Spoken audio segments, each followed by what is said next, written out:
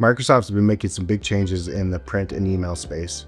How is this going to affect your copier?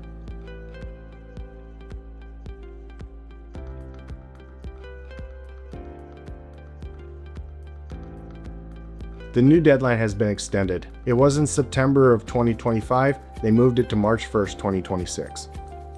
SMTP and basic authentication has been around for 30 years. Basically, if you want to connect your copier to email, you basically had to have a username and password for this to work. Copiers use SMTP to send email. SMTP stands for Simple Mail Transfer Protocol. It basically allows us to take a document, stick it in your document feeder, select your email, and hit start. Basic authentication is a way that we have to connect to those email providers to allow the email to be passed through their system. Basic authentication is considered bad because it passes the username and password in plain text, which allows hackers to intercept it and use it in a bad behavior. When this goes into effect in March of 2026, it will shut down the ability to send email. This will affect every copier brand that does not have OAuth authentication built in through Microsoft. Microsoft OAuth is Microsoft's new approach of how to connect to their services. It does not use passwords, rather it uses tokens to be able to accomplish this. Kyocera's all new systems, Evolution Next series and newer, are all going to have OAuth built into it.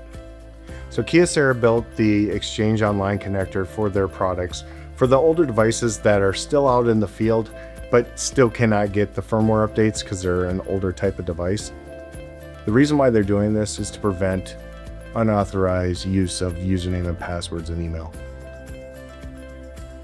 Windows Protected Print Mode, or WPP, is a standard that came out on Windows 11 24H2.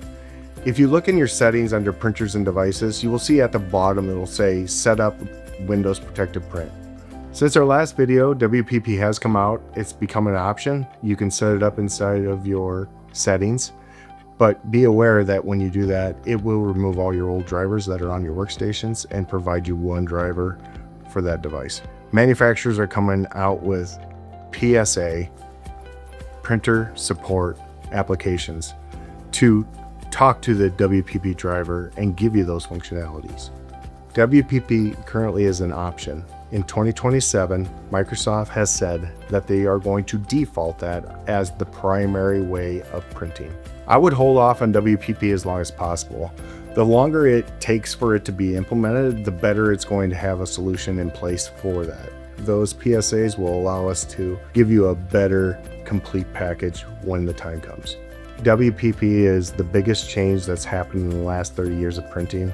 It is something that I think Microsoft is passionate about, that they want to change to prevent hacking and all these different things that are happening within their print scope. We just ask that you do your due diligence, take the time for it to develop before jumping right in. Scan the QR code or visit the link in the description to learn more.